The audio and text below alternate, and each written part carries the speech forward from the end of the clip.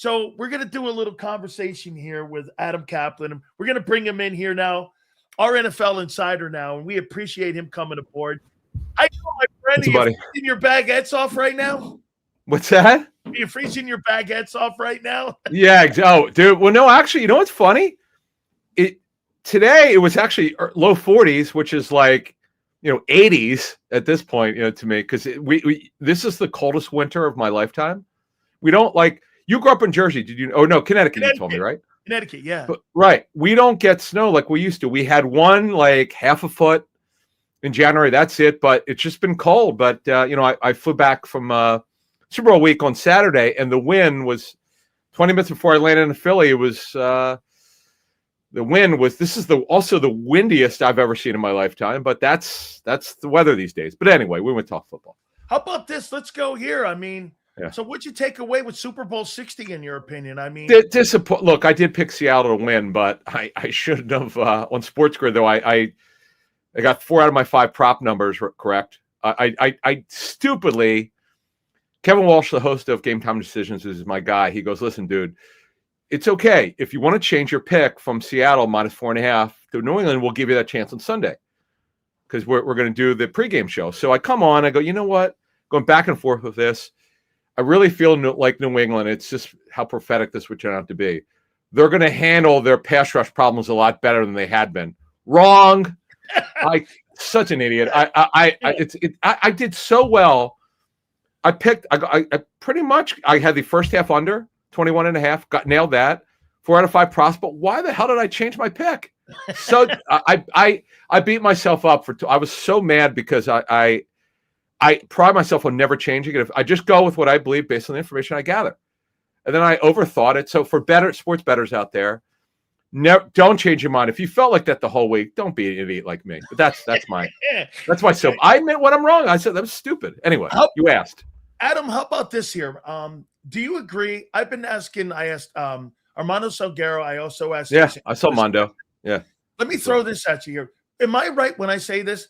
I'm not impressed with that Seattle team. I mean, they're good. No, they're good. They're Why don't you defense? But are you impressed with them as a unit? Well, here's the thing: the Legion Boom team was so much more talented, but the execution, the scheme by Mike McDonald, the head coach who calls the defense, is just phenomenal. Look, as a football player, look, when you get buy-in, sometimes you could play a little bit better than maybe you really are talented. They play better than I expected this season. They were one of my. Some people tease me about this, but they were one of my breakout teams. Well, they didn't make they had a winning record the year before, but I thought they'd go a long way, which they did.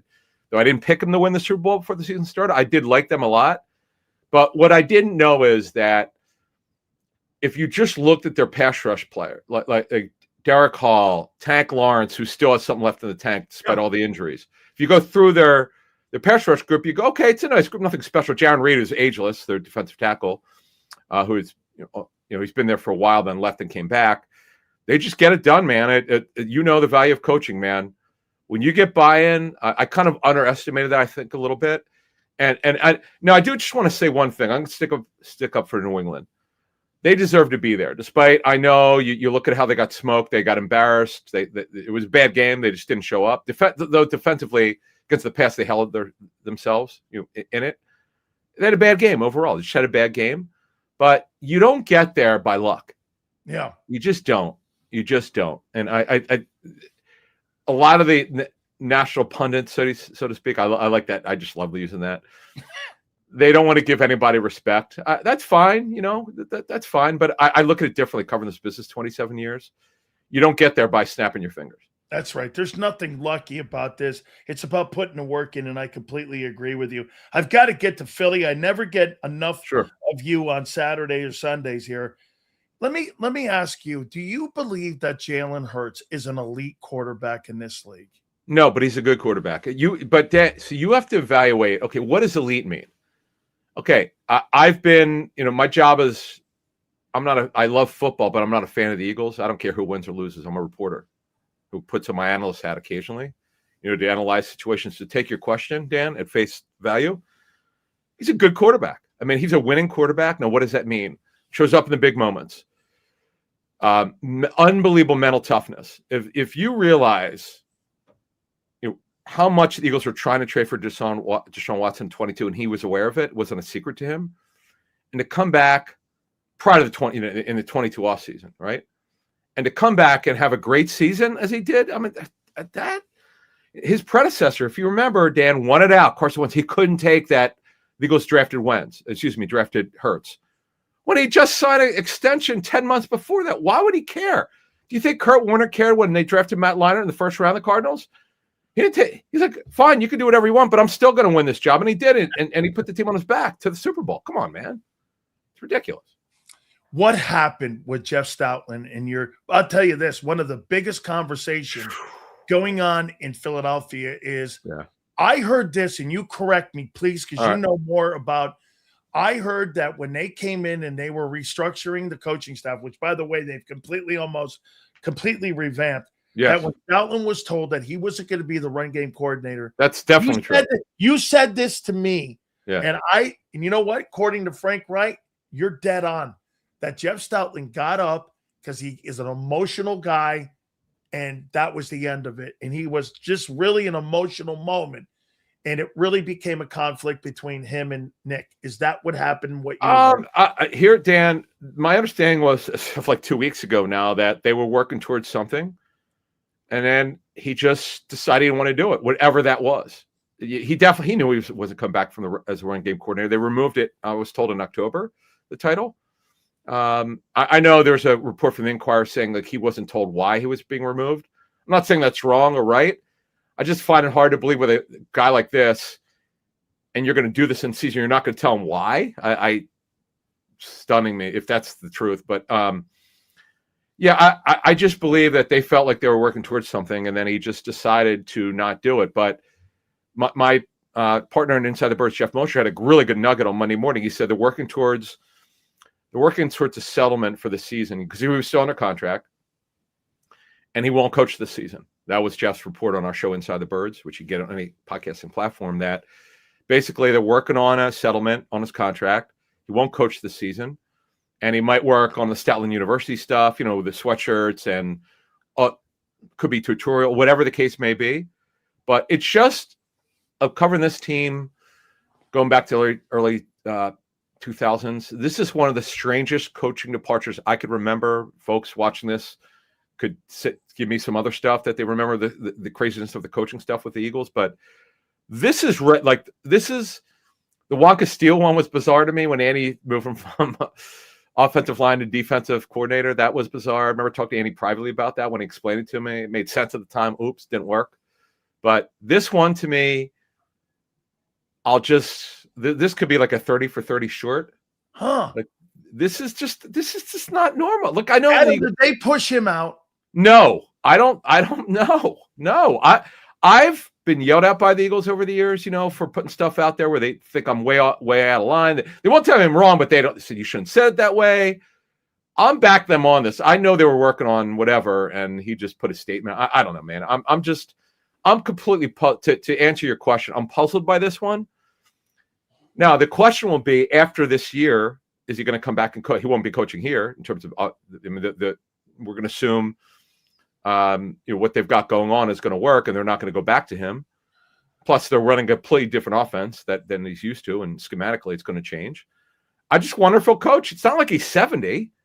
He as you know, Dan, these coaches, he's 60. Right? That's really not all. And for goodness sake, I mean, Belichick's 74. Yeah, Carroll's around that or older. Yeah.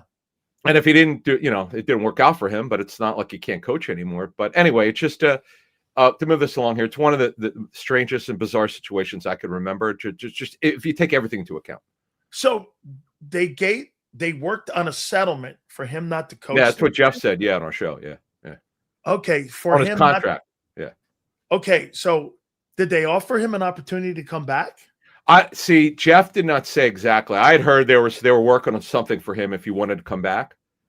But as you mentioned, and I know for a fact it would not be his run game coordinator because schematically, what he does is not what they want to do going forward.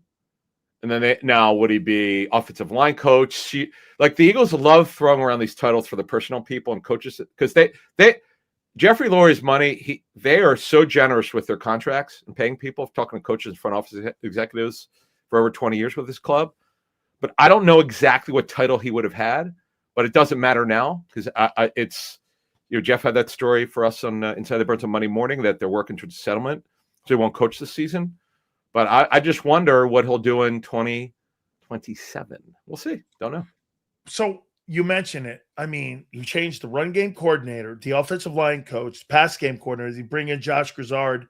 Yeah. You've got the only people I think you have left in the building are the cornerback coach and the wide receiver coach. So they want to go to Scott Leffler was let go, I was told. Well, yeah. Oh, he's been let go. Okay. That was he was let go. Now Patullo, I was told. He just got a job. He just got a job today, a couple minutes ago with the Dolphins. Yeah. Who are we talking about? Patullo? Patullo. Yeah. But what I was told with Patullo was he could come back, but have no involvement with the offense. He would be Nick's sort of right-hand man in terms of senior staff member to help him with organization, because that's really, here's a little nugget for you. When he was the pass game coordinator, 25% of his job was sort of taking some responsibilities that Nick didn't have time to. It might be communication with some people in the building, whatever the case may be, but it was not related to his daily job. And I'll be honest with you, moving this forward, Nick's got to find a senior offensive assistant. They need to help this young staff. Like I'm all about being young. They're going to be young staff, save a couple older guys. They're generally going to be very young. And almost all the staff has been flipped over. Leffler's gone, who's late 40s, early 50s. I'm just trying to think. With Stout out, who is, you said 63. Right, they got Vic is 66, 67? 67. Okay, that's it, really, of the older guys. We're talking about guys well over 50. So change is good. And being here most of my life, fans are impatient, but you're going to have to be because this thing's going to look really different. Do you agree that this is the last year for Vic Fangio? He's been kicking the can around about. I know. I would say this. It depends how it goes. Is he enjoying himself? Because I know when Jim Schwartz, I'll give you an example. Jim Schwartz, the 2020 season, the Eagles were terrible. This is the year that Doug Peterson got fired. Okay. They were really bad. We had heard on Inside the Birds, Jim was not happy. It's when you're a veteran coach and you see things go down the tube, it had nothing to do with him. He did a great job. But you saw what happened with him in Cleveland. And he thought he was getting a head coaching job. Yeah, Jim took the year off. He had a couple minor health things to take care of. And he did. He came back. He consulted for the Titans and he went to the Browns. But the bottom line is, man, when you're an older coach and you've seen it all, when you don't like what's going on around you, or you do, but it could be better, you have to make a decision. So I don't do percentages on anything because I've learned my lesson. It's foolish to do that. But I would tell you this, it depends how he feels. How physically, I know he's talked about his girlfriend before. He's talked about having someone else in his life. And, when, as you know, you and I are similar age here. So you get through life, you decide what's important to you. But these guys, all they know is football. It's like, I'll give an example before we move on. So in my reporting on Andy Reid, okay, after he got fired, right, after the 2012 season, there were rumors that he might retire. And I was told this is such nonsense. He's not retiring. Football's all he knows. There's no chance he's retiring. And he got a lot of love from a bunch of teams. It was really Kansas City who won him over. That was a great decision. This is all these guys know. Yeah. What else are they going to do? Does he even play golf? No, you don't play golf when you're pickleball. I don't know. Right. I mean, Adam, this organization. I mean, do you think they micromanage? A couple more questions here for you. Sure. Do you believe they micromanage? I mean, it just seems that everything comes through the front office and that there's not empowerment. When I look at a guy like Robert Kraft empowers his guys. They've been to the Super Bowl 11 times. Do your job. Go do your job. You hire a coach. Mike Vrabel's in charge. Vrabel brings in Josh. It doesn't seem to be that way in Philly. There seems to be a lot more steps, and it seems to be a lot more like speed bumps that you have to navigate through to go through being a coach in Philly. All right. So on your question and on your point, there's some truth to it, but let me explain. when the offense looks bad, the owner's going to get involved. Why is that? Jeffrey wants a world-class offense. I've talked to numerous coaches who work for the Eagles over 20 years, okay? He wants it to be special, and he's demanding. But as one former coach on Jeffrey's staff, Jeffrey's staff, Nick's staff. I was actually not Nick's staff. The staff over the last 20 years told me, and he'd been there for a number of years. He goes, I'll sign up for that any day. When you put demands, when you know you want it to look a certain way, and that coming to the building, that your shelf life won't be what you want it to be if it doesn't look right, you'll sign up for that any day. Your family's treated great, you pay him well, but Jeffrey's going to get involved when he's not happy. Like he's going to sit in. He sat in with these coordinator meetings with his son, Julian. Julian's going to take over the team someday. Julian's very, very involved with the money situation. So the hiring of the coordinators, you think Julian was involved in that too? He sits in. He's an executive. He's on the football. He's actually on both football, data analytics, cash spend, and non-football and football operations. He's got a hand in it. It's fine. It's hard to argue with their success, but Jeffrey, I've just heard it. Jeffrey's going to be involved when he thinks he needs to be involved. And it's just, but only time I have a problem with it is when he claims he's not involved, but yet he might give his opinion. But you're the owner. You should not be giving your opinion. I get it. You own the business, but you're not a football guy. I know he loves football. He's one of the smartest football owners. There are not a lot of them, Dan. That's right. Okay. He loves football. I just, Jeffrey's really good.